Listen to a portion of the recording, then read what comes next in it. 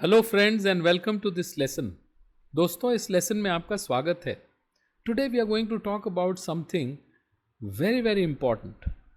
What you say is as important as how you behave. You know, your behavior combined with what you say and how you say it creates the final impression on people. दोस्तों, आप जो कहते हैं वो बहुत महत्वपूर्ण है, लेकिन आप जो करते हैं वो भी उतना ही महत्वपूर्ण है। तो आप जो कहते हैं उसके साथ साथ जैसा आप बर्ताव करते हैं लोगों से, ये दोनों चीज़ें मिलके आपका लोगों पे जो प्रभाव है वो डिसाइड करती हैं। तो आज हम बहुत इंपॉर्टेंट चीज़ की बात कर रहे हैं जिसे कहते हैं ऑफिस का शिष्टाचार। So friends, let's talk about office etiquette today. Now, the first thing that we need to talk about is arriving for an appointment. What is the proper time to arrive for an appointment? Now, दोस्तों, हम आज बात कर रहे हैं, अगर आपने किसी से कोई समय लिया है मिलने का, तो क्या प्रॉपर टाइम है, क्या सही समय है वहाँ पहुँचने का। तो इसके अब हम आंसर को देखेंगे। Let's look at the answer for this. So friends, how you manage your time, how you use your time and how you give others an impression about time and how you value time is going to decide how successful you're going to be. दोस्तों, आप समय का कैसे उपयोग करते हैं, समय का आप क्या प्रयोग करते हैं और दूसरों को समय के विषय में आप क्या संदेश देते हैं अपने कार्यकलाप से, वो डिसाइड करता है आप कितने सक्सेसफुल हो जाते हैं।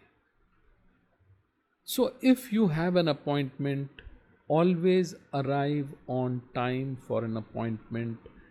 Never arrive late.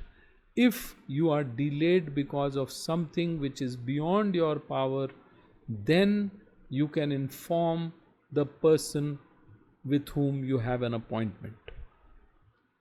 If you have to arrive early, then do not arrive more than 5 minutes early.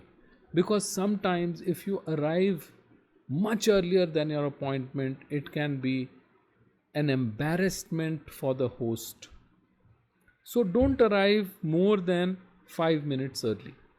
दोस्तों, जब भी आप किसी से कोई समय लें या कोई आपको समय दे मिलने के लिए, तो सदा टाइम पे पहुँचें। लेकिन अगर ऐसा कुछ है जिसकी वजह से आपको और समय लगने वाला है, तो तुरंत इन्फॉर्म करें रीज़न के साथ, और जाते ही फिर माफ़ी भी मांगे। कभी भी देर से ना पहुंचे, उससे आपकी केयरलेसनेस नज़र आएगी। और अगर कभी आपको जल्दी पहुंचना है तो 5 मिनट से ज़्यादा जल्दी भी ना पहुंचें, क्योंकि वो उनके लिए एम्बैरेसिंग हो सकता है। So that is the rule. Now let's go to the next one. Can I exchange business cards while dining. जब हम डाइनिंग कर रहे हैं तो हमारे हाथ गंदे होते हैं, हम बैठे हुए हैं टेबल पे, खाना पीना खा रहे हैं। Even if I am using a fork or knife, my hands may be dirty. So should I exchange business cards. क्या मुझे बिजनेस कार्ड्स डाइनिंग के टाइम पे एक्सचेंज करने चाहिए या नहीं? आंसर है, business cards should never be exchanged while dining. This is true at even the most informal dining situations. Business card की और आपकी कंपनी की तौहीन होगी अगर आप डाइनिंग टेबल पे बैठे हैं गंदे हाथ से, या खाना खा रहे हैं वहाँ पे एक्सचेंज करें, या फिर आप टॉयलेट वगैरह में कहीं किसी से मिले वहाँ पे एक्सचेंज करें। सो बिजनेस कार्ड एक बहुत इम्पॉर्टेंट, बड़ी प्रेस्टिजियस सी चीज़ होती है, तो उसको वो इज्जत बख्शें। Friends, a business card is not just any other scrap of paper that you take out and give to somebody. So don't do it while you are dining. Don't do it in the toilet. So there's proper etiquette involved. So do it in that way. Now let's go to the next one. Is it impolite to ask an executive of a company for payment of outstanding invoices? Now you may be an executive in one company, the other person may be an executive in another company. You might have met at a social gathering, you might have met at an exhibition, symposium, or at another client's place. So is it impolite to ask for payment of outstanding invoices? दोस्तों, बकाया भुगतान जो होता है एक दूसरे के पास, अगर आप किसी से मिलते हैं, किसी उस कंपनी के अधिकारी से, तो क्या उनसे उसे मांगना सही होगा या अशिष्ट होगा? मतलब वहाँ उनसे मांगना बर्ताव आपका अशिष्टतापूर्ण होगा? तो देखिए, let's see the answer now. So if you have rendered services or sold goods to anyone, then asking for payment is not impolite. But before approaching those people or before talking to them, if you've met them somewhere, then talk to your billing representative, and then you can politely mention this, that sir, that is pending, I am in need of money, could you please kindly expedite the payment? That kind of a thing. Not like this, oh come on, your payment is pending, what you are enjoying, huh? My payment is pending, I am suffering, and you are well, you are enjoying the party. Don't do that. तो दोस्तों, आपने अगर किसी को कोई काम किया है किसी के लिए या कोई सामान बेचा है, तो आपका हक बनता है अपना पेमेंट मांगना. लेकिन उसके पहले आप उनसे कुछ कहें, आप अपने बिलिंग डिपार्टमेंट से बात कर लीजिए. कई बार ऐसा भी होता है पेमेंट उसी वक्त आया होता है, आजकल इलेक्ट्रॉनिक पेमेंट का ज़माना है, और हम उनसे मांग बैठते हैं और वो नाराज़ हो जाते हैं. और ऐसा भी कभी ना करें कि मिलें तो उनसे इस तरह से कह सकते हैं कि सर प्लीज़ वो पेमेंट ज़रा जल्दी करा दीजिएगा, मुझे बहुत दिक्कत हो रही है बिज़नेस में. That's fine. इस तरह से नहीं, हाँ सर आप यहाँ मज़े ले रहे हो, हमारा पेमेंट आपने किया नहीं है सर, हम बहुत परेशान हैं सर, प्लीज़ हाँ यहाँ तो आप पूरा मज़ा ले रहे हो और हमारे बारे में आप नहीं सोच रहे हो.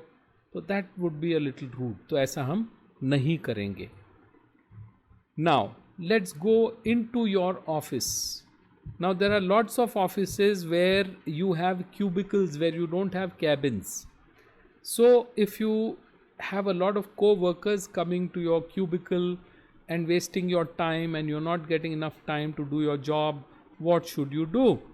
अब दोस्तों, हम कई बार कई ऑफिसेज ओपन प्लान तरीके से बने होते हैं जिसमें क्यूबिकल्स होते हैं, कैबिन्स नहीं होते. तो वहाँ पे कई बार कई लोग जो पॉपुलर होते हैं, वहाँ उनके कलीग्स आके बार बार उनके पास कुछ बात करते रहते हैं और वो बहुत परेशान हो जाते हैं और वो किसी से कुछ कहना भी नहीं चाहते. ऐसे में क्या होना चाहिए? So my dear friends, if you have this cubicle problem, then what you need to do is you need to talk to your management, higher management, and tell them to send out a code of ethics to everyone, cubicle workers code of ethics, so that people will understand, people will read and people will follow. दोस्तों, आप अपने higher management से कह के एक थोड़ी सी dos and don'ts लगवा दें, सबको सर्कुलेट करा दें, जिससे लोगों को ये समझ में आ जाए कि भाई ऐसा नहीं करना चाहिए कि किसी के यहाँ हम जा के टंग जाएं और किसी को काम में बाधा आनी शुरू हो जाए. तो इतना करना काफ़ी होगा. Now let's look at a very very relevant thing. See, a lot of people are used to putting too much perfume or cologne to work. So how much cologne or perfume is acceptable at work? दोस्तों, बहुत से लोग perfume या colon बहुत तेज़ और बीच बीच में वो अपने पास भी रखते हैं. लेडीज़ पर्स में भी रखती हैं, जेंट्स भी अपनी गाड़ी में रखते हैं, उसको मार के जल्दी से और आ जाते हैं. तो क्या क्या सही है? So friends, as far as perfume, cologne, after shave, all this is concerned, use it in such a way that there is a fragrance, but the fragrance is very very light. Now that leaves a great impression. And do not use too much of cheap fragrances, because they, as it is very strong, then it becomes offensive and people start commenting about it. दोस्तों, आप जो भी लगाएं, perfume लगाएं, colon लगाएं, after shave लगाएं, ऐसा लगाएं कि भीनी भीनी खुशबू आए, लेकिन बहुत ज़्यादा नहीं, ओवर पावरिंग स्मेल ना आए. और बहुत सस्ते परफ्यूम्स में बड़ा स्ट्रॉन्ग फ्रेग्रेंस होता है कई बार, और वो थोड़ा ऑफेंसिव हो जाता है, बहुत से लोगों को तो एलर्जी भी होती है उससे, तो वो ना लगाएं, नहीं तो फिर नाम निकलने लगता है आपका। तो इस तरह से आप करें तो बहुत अच्छा होगा। Now, this is a very, very important thing, making critical comments about a teammate's performance. So, at many meetings, the bosses may ask you in front of your colleagues to critique someone's performance. So, how should you do it? दोस्तों, कई बार meetings में हमारे bosses हमें मुश्किल में डाल देते हैं, हमारे ही दोस्तों के बारे में, हमारे ही कोलीग्स के बारे में हमारी राय पूछते हैं उनके काम के बारे में। तो किस प्रकार से राय देनी चाहिए? अगर हमें कुछ ऐसा भी कहना है जो उनको अच्छा न लगे, तो हमें क्रिटिकल भी होना है, तो कैसे होना है? So let's look at this. So friends, whatever comments you make, if you make them in the right way, if you make them in a constructive way, then it is going to be taken in the right spirit. So avoid making any harsh or critical comments. And if somebody is not there in the meeting, then also please avoid, even if you don't get along well with somebody, even then. So don't say all that. Let the bosses see that if you have something constructive to say, always say it, but otherwise avoid making any harsh or critical comments. दोस्तों, किसी के भी बारे में कटु शब्द, कड़े शब्द मीटिंग्स में या वैसे भी कहीं भी पीठ पीछे भी, अगर कोई सज्जन मीटिंग में नहीं है और आपसे पूछा जाता है, तो ऐसा नहीं करना चाहिए। कुछ रचनात्मक सुझाव अगर आपके पास हैं, कोई ऐसे सुझाव जिनसे उनको फ़ायदा होगा, वो अगर आप देना चाहें ज़रूर दें, लेकिन ये कटु और कड़वे वाक्य और कमेंट्स जो हैं, इन्हें अवॉइड करना ही सबसे अच्छा होता है। आज आपकी बारी है, कल उनकी बारी हो सकती है। आज आप कटु कुछ कहेंगे, कल फिर वो कहेंगे। कहाँ रुकेगा ये सिलसिला? So friends, today it may be your turn to make critical comments, but tomorrow they may also get a turn, others may also get a turn. So if you do it, they do it, where is all this going to stop? So avoid this. Now the next thing is, how should I receive a compliment? So when someone is saying something good about you, how should you receive it? दोस्तों, जब कोई आपकी तारीफ कर रहा हो, उसे आप कैसे रिसीव करें, आइए देखते हैं। तो कोई भी कॉम्प्लीमेंट अगर मिल रहा है तो उसे बहुत ग्रेस के साथ रिसीव करें। जब कोई आपके बारे में कुछ अच्छा कहे तो ये ना कहना शुरू है, नहीं नहीं नहीं ऐसी ऐसी कोई नहीं जी जी ये नहीं नहीं। जब कोई अच्छा कहे उन्हें तुरंत धन्यवाद दें और खुश नज़र आए। Friends, when someone compliments you, do not go around say no no no no he is being too generous, no no sir, no no, not at all, not at all, no I am not. Why? If someone saying something good about you, look happy, feel happy, thank that person. So be gracious in accepting a compliment. Now this one is also very very important. If you have to sneeze or cough in public, how should you do it? दोस्तों, अगर आपको खांसी आ रही है public में या छींक आ रही है तो क्या करना चाहिए? क्योंकि ये बहुत कॉमन प्रॉब्लम हो सकता है। So if you feel a sneeze or cough is coming, try to use your hanky or your tissue to cover your nose and mouth, and if you are there somewhere, and you can always use your left hand for this, so that the right hand may be used for opening doors, shaking hands, some such thing. So when you have a cold or flu, you should also wash your hands very very often. दोस्तों, अगर आपको ऐसा लगे कि खांसी या छींक आने वाली है तो बाएं हाथ से अपना रुमाल निकाल लें, टिश्यू ले लें और अपना फेस कवर कर सकते हैं, जिससे दायां हाथ दरवाजे वगैरह खोलने के लिए या किसी से हाथ मिलाने के लिए फ्री रहे। और अगर ऐसा है कि आपको कॉफ कोल्ड वगैरह कुछ है तो हैंड्स को रेगुलरली जाके वॉश भी करते रहें।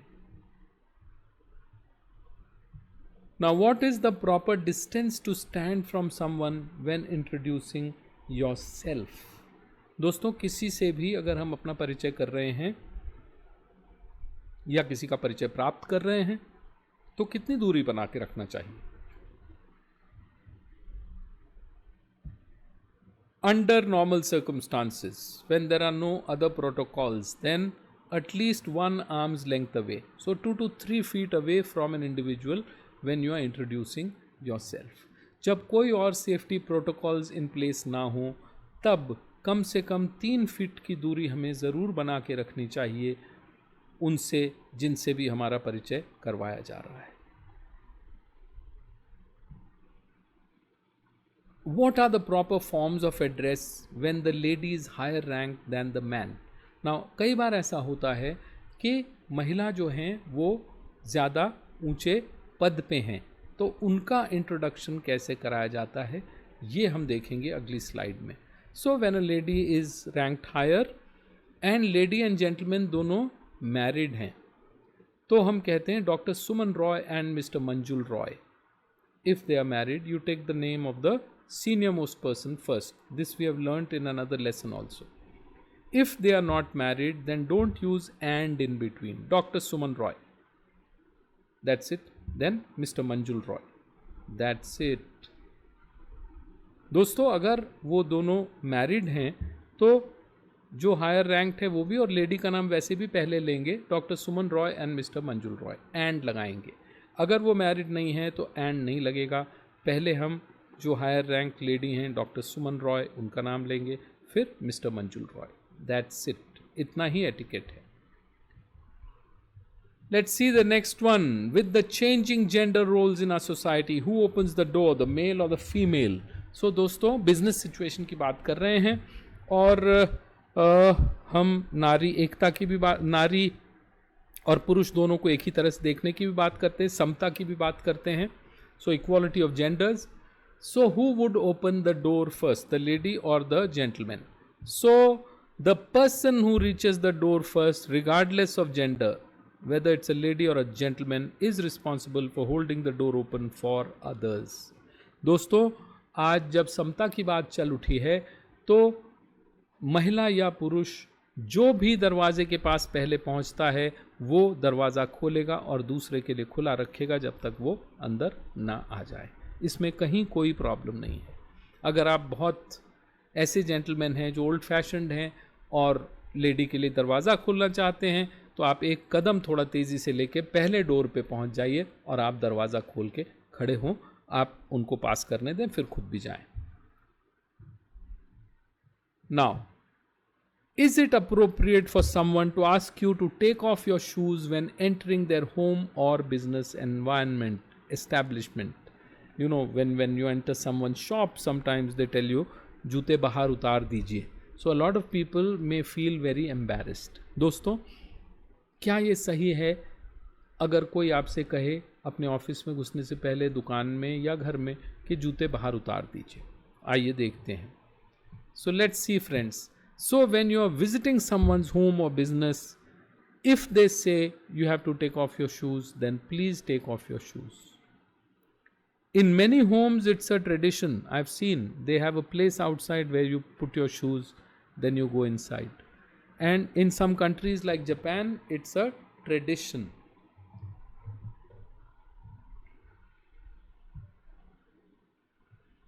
Is it correct to say excuse me after sneezing or coughing at office?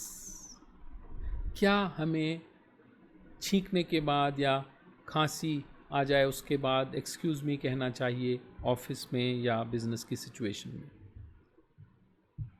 It is always polite and appropriate to excuse yourself after sneezing or coughing in both social and professional situations.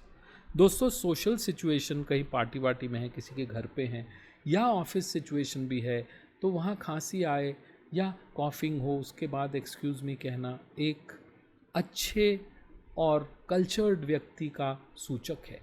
आप ऐसा कर सकते हैं. Who gets on off an elevator first, men or women? Lift में जब हम जा रहे होते हैं तो कौन पहले उतरेगा, कौन पहले चढ़ेगा एलिवेटर में, ये कैसे निर्धारित होगा, पुरुष या महिला? So my dear friends, there is no purush mahila here. The person who reaches the elevator first or is closest to the door, regardless of gender, enters or exits an elevator first. दोस्तों यहाँ भी समता की बात है. कोई पुरुष महिला की बात नहीं है। जो व्यक्ति आगे खड़ा है, जो पहले पहुंचा है दरवाजे पे, या लिफ्ट के अंदर आगे खड़ा है, जो बाद में अंदर घुसा है, वो पहले निकलेगा। लेकिन आपके लिए ये एक चीज़ ज़रूर है, अगर आप कोई देखें महिला है, छोटा बच्चा है साथ में, या कोई ओल्ड लोग वहाँ आए हुए हैं, तो आपका फ़र्ज़ बनता है कि आप अगर एलिवेटर में घुसने वाले हैं तो उन्हें आगे कर दें, जाने दें। उतरते समय आप अगर उनके आगे हैं तो आप उतरें, लेकिन उनकी मदद करें उतरने में। Friends, if regardless of gender, the person who's nearest the door will enter first, exit first. That's fine. But if you see there's a lady with a kid or an elderly gentleman or gentle lady, then you may always help them out by, if you are waiting for the lift to arrive, then make them alight first, make them climb the lift first, get on the lift first. And if you are at the door and they are behind you, then if you are getting off the lift, then help them also to get off the lift properly. So this is etiquette. So my dear friends, we have discussed a lot of things about office etiquette, and apart from your spoken language, if your actions also start speaking, because actions speak much louder than words, so if your actions also start speaking, then your impression on everyone is going to be the greatest impression. दोस्तों, शब्दों से ज़्यादा हमारा व्यवहार बोलता है। अगर आपकी स्पोकन इंग्लिश भाषा के साथ साथ आपके व्यवहार की भाषा भी निखर हो जाए, प्रखर हो जाए, तो आपकी पर्सनालिटी में, आपके व्यक्तित्व में 4 चांद लग जाएंगे। My dear friends, I hope you have enjoyed this lesson. I'll see you in the next. Until then, all the best.